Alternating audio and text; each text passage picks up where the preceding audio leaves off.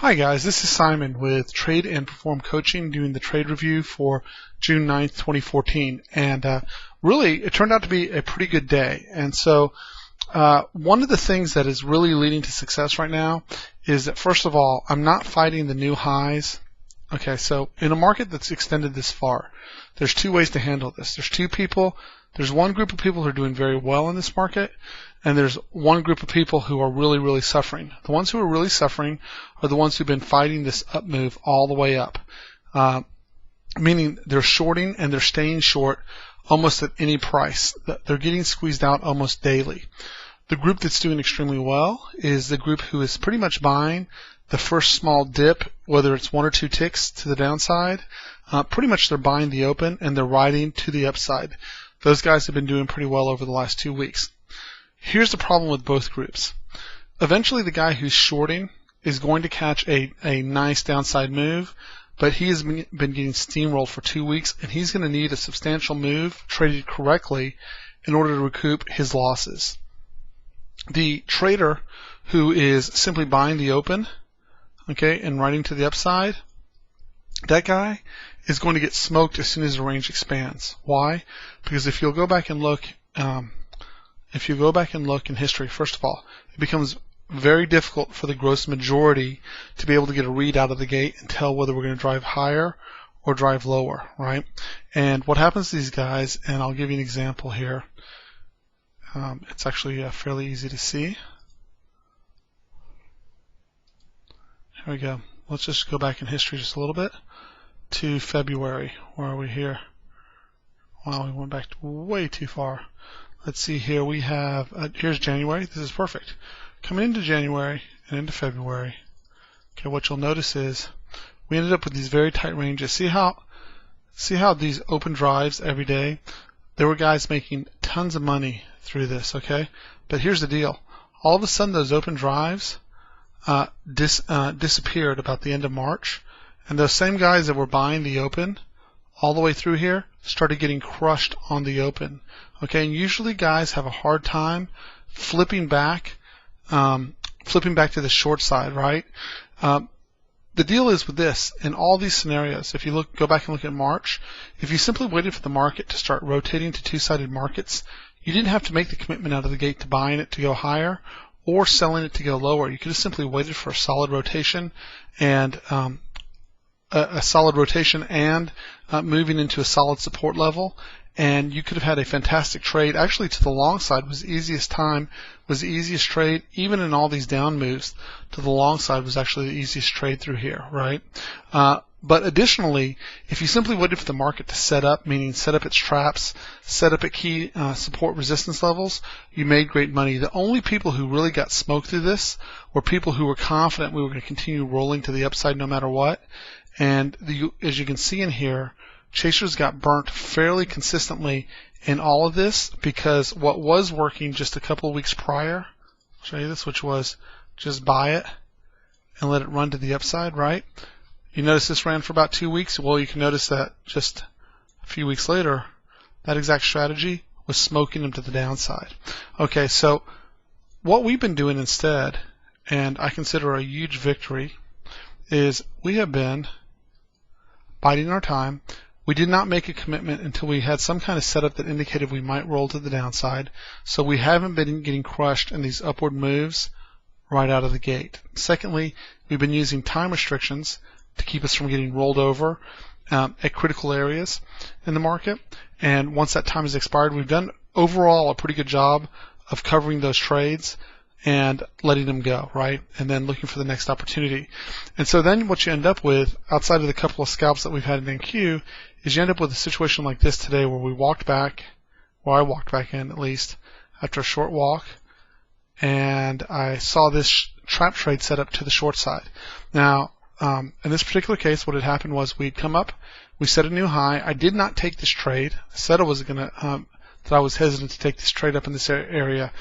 Why was I hesitant to take this trade in this area?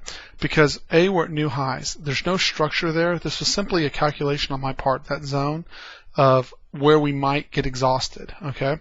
So that being said, once we were back below and traded back below prior day's high, I had a pretty good indication that these guys were all trapped, and sure enough, they all puked to the downside, and this gave me scales approximately here, and a second scale right here. I got a total of 4 points on my second scale, and then I was stopped on the last third, break even.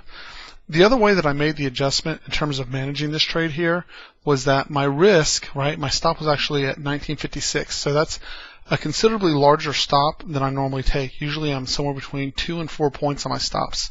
So that was a third larger size than what I, stop-wise than what I normally would have. So what did I do? I cut my trade size in half, and then I simply said if we ever made it back to 1953, I was assuming that we'd make an attempted push back up here, that I would add the second half of the trade up at 1953. That would have brought my average roughly to 1951.50, and it would have made that 1956 and a quarter at least palatable, a little bit larger than my average stop. But I know this trade set up pretty well, and it generally rewards me pretty nicely. In this case, I almost had just under a 1-to-1 risk-reward ratio. So at any rate, moving forward, the keys to success today were this. We were patient.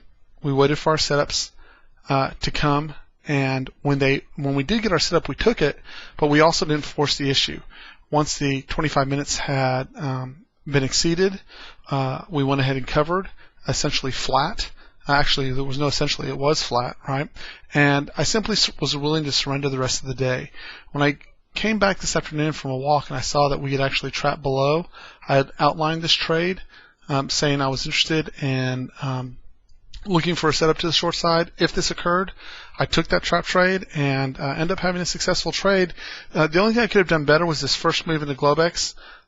Was probably a buy, and I should have taken it back to the upside or at least covered the entire trade, but it was late in the day, and doing less has actually been more profitable and provided me with support throughout this process of trying to navigate through a difficult market. And then the last piece that I want to pull up here, and I'll post this for everyone to see. Let me see if I can't grab this really quick. What I wanted to show here was that even though it's been difficult, right, most days we've been able to tack on 1 or 2 trades. We've missed actually 2 days here where we've had no trades at the end of last month. We've been able to tack 1 or 2 trades on most days this month, and we're doing okay. So, we're up 7.5 points for the month, right? And the other thing I want you to realize about this spreadsheet, right, I'm only counting, if you'll notice, 2 points per trade. But clearly, like today, there was 4.5 points available, and I had tweeted in real time on StockTwits that I had 2 scales, one for 2 points, the other one for 4 points. So I'm not counting the total points that are actually available, or even that I'm taking in the trade. All I'm doing is saying, hey, look, if you'll take 2 points out of each trade, and you'll stay consistent. You only take your highest odds trades that are available to you.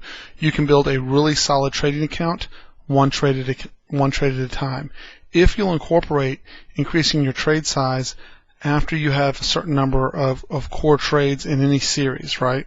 And then you're looking to simply accelerate that process as you build more and more P&L, right? So the point is, right, on one contract, 7.5 points isn't terrible, right? That's that's 350, about $375, right, per contract.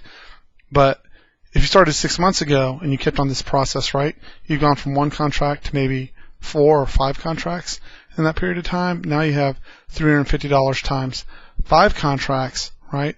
And you're pushing towards $2,000, $2,000 into the week, right? Because essentially we just started, I guess today's actually Monday, right? So between last week and today, you're almost at $2,000 for the month. And if you continue pushing higher, the point I'm trying to make here is you don't have to try to capture so many trades in the course of the day. You don't have to overtrade your account. You only need 1 or 2 key trades in the course of the day, right? And then the idea that when I'm working with my trading coaches, with my trading clients, is that not only are we taking that 1 key trade, but then we're also adding to their arsenal an additional 2 to 4 additional trades that they can elect to take through the course of the day, either in different markets or in different setups. And when you add that all together, you end up with a pretty powerful arsenal, right? And what that means is you don't have to do everything. You can simply do a few things very well execute at a consistently high level. And the other thing that I want to show on this is a lot of people will say, well, you can't maintain a high win rate.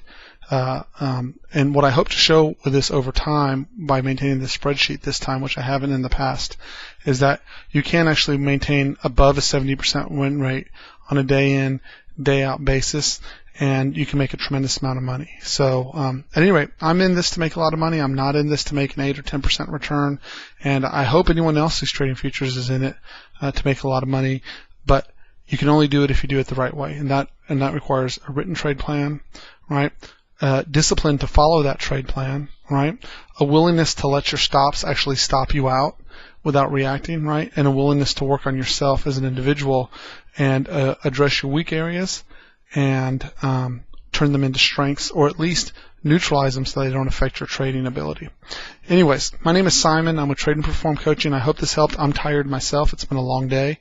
And I will be fresh tomorrow morning with the trade plan, and I will do the live market preview at 7:45. If anyone would like a 7-day free trial, you are welcome to email me at tradeandperform@gmail.com, and or you can send me a message over StockTwits or Twitter, and I will get you the information that you need. So everyone have a great night, and we will talk to you soon.